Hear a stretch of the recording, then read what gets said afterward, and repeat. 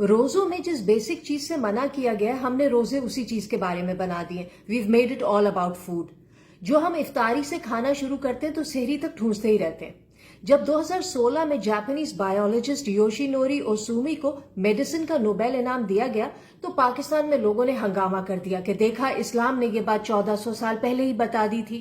یوشی نوری نے ثابت کیا تھا کہ کس طرح مہینہ بھر روزہ رکھنے سے جسم میں موجود خطرناک وائرس اور بیکٹیریا ختم ہو جاتے ہیں. جسم کے اندرونی سیلز کے سٹرکچرز میں سارا سال جو ٹوٹ پھوٹ ہوتی ہے وہ ٹھیک ہو جاتی ہے. روزہ رکھنے سے نئے سیلز بنتے ہیں، صحت اچھی ہوتی ہے اور عمر لمبی ہوتی ہے. اسی لیے صدیوں سے روزوں کو طویل عمری سے جوڑا جاتا رہا ہے.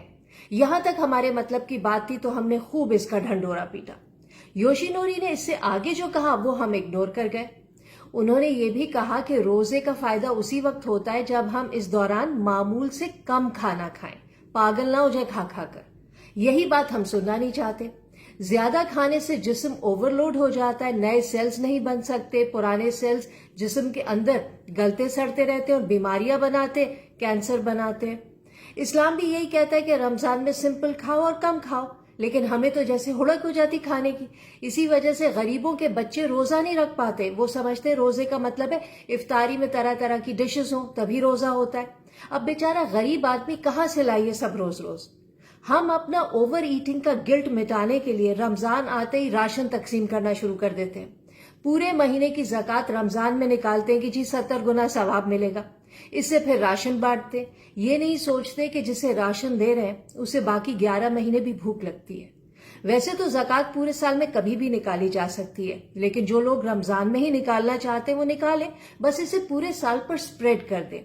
اسی ثواب کے چکر میں یہ نیریٹو بھی بنایا گیا ہے کہ رمضان میں خرچہ بڑھ جاتا ہے، اس لیے غریبوں میں راشن تقسیم کیا جاتا ہے. حالانکہ دیکھا جائے تو رمضان میں باورچی خانے کا خرچہ نہ بڑھنا چاہیے نہ کم ہونا چاہیے. سحری میں ناشتہ اور افطاری میں کھانا. خرچہ تو اس وقت بڑھے گا جب سحری اور افطاری کو لوگ دعوت سمجھیں گے، پارٹی سمجھیں گے. رمضان کا مہینہ اوور ایٹنگ کا نہیں، انڈر ایٹنگ کا مہینہ ہے، معمول سے کم کھانے کا مہینہ ہے. تبھی اس کا جسمانی، ذہنی اور روحانی فائدہ ہے. اسلام تو روزمرہ کے لیے بھی کہتا ہے کہ کھانے بیٹھو تو 1/3 پیٹ خالی رکھو. روزہ سکھاتا ہے کہ بھوک کیا ہوتی ہے. جب ہمیں پتہ ہی نہیں ہوگا کہ خالی پیٹ انسان کو کتنا مجبور بنا دیتا ہے تب انسانیت کا احساس ہی ختم ہونا شروع ہو جاتا ہے. اسی لیے آپ دیکھیں گے کہ کھاتے پیتے لوگوں کو ہی رمضان میں زیادہ غصہ آتا ہے. غریب آدمی کو رمضان میں غصہ نہیں آتا، اسے کھانا سکپ کرنے کی، آدھا پیٹ کھانے کی عادت ہوتی ہے. اس اوور ایٹنگ کی وجہ سے پوری دنیا میں، صرف پاکستان میں رمضان کے دوران کھانے پینے کی چیزیں مہنگی کر دی جاتی ہیں. غریب اور کہیں کا نہیں رہتا.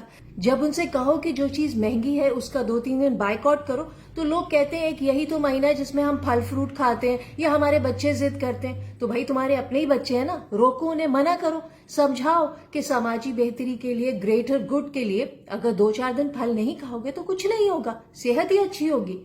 پھر یہ کہ رمضان میں یہ لوگ جو گھروں اور فیکٹریوں کے باہر قطاریں لگوا کر لوگوں کو راشن بانٹتے ہیں، یہ صرف غریبوں کو چھوٹا کرنے کی کوشش ہے کہ دیکھو ہم کتنے بڑے ہیں اور تم اتنے چھوٹے کہ ہمارے گھروں یا فیکٹریوں کے آگے لائن لگانے پر مجبور ہو.